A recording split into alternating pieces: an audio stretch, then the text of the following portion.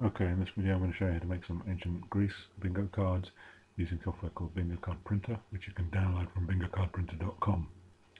This is what the initial screen of the program looks like. If I click Create New Bingo Card Project, I now get a choice of what kind of bingo card I'd like to create. I can choose a blank, I can choose one with alphabets, one with numbers, I can choose different subjects like English or arts, events, history, geography and so on. So if I go into history, and I look down the page, I will see ancient Greece.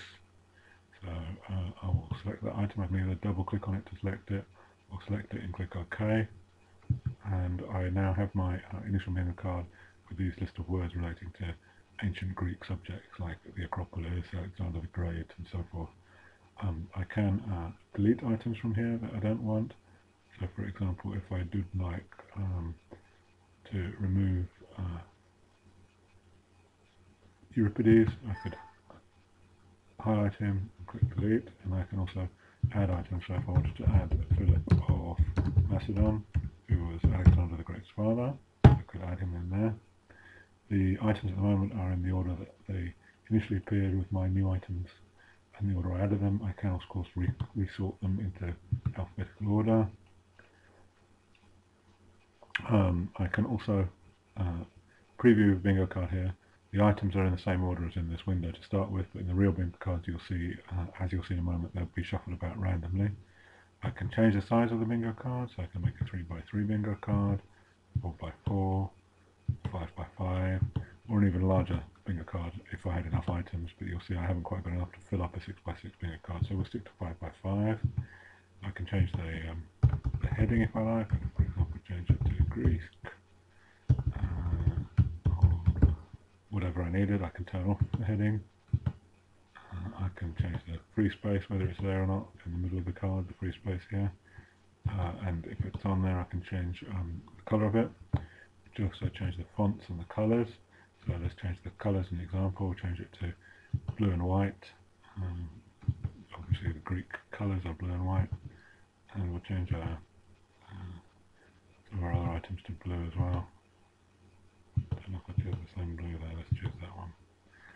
And the squares, perhaps we should make it a cross. That's obviously a bit anachronistic in that Greeks is nowadays is a blue and white cross. Let's try it and see what it looks like. Yeah, the reason the free space is not part of the cross is the colour for that is set separately on that colour screen from the main other squares. If you have a free space, if I turn it off, you'll see that you actually get a cross effect. But let's have that for example. I'm now ready to print. First choice I might want to consider before I print though is whether to print a call list. That's this list of items here in a random order on an extra sheet of paper. It's very useful if you're using bingo cards in a classroom situation or something like that to have the pre-selected what items you're going to draw. You can of course not print that or draw items out of a hat when you're playing the game, or you can use the software to draw items out of a virtual hat, which I'll show you at the end of the video.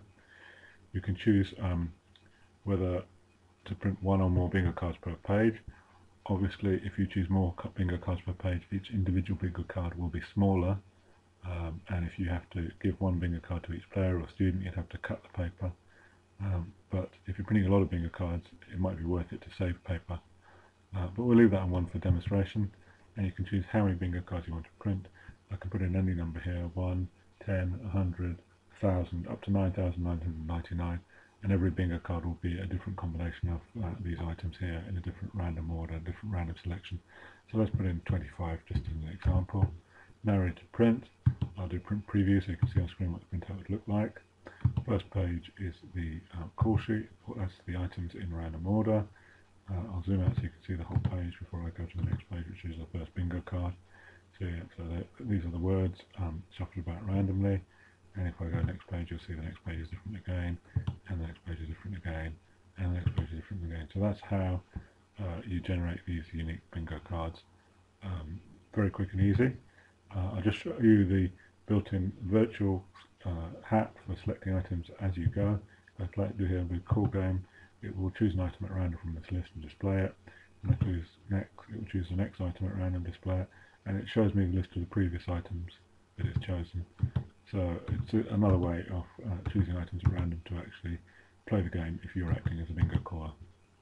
And that's basically it. If you go to www.bingocardprinter.com, you can download a free trial version of the software, try it out, see how you like it, and if you do like it, you can always upgrade to the full version. So go to the website, bingocardprinter.com, download, try it out, see how it goes. Thank you very much.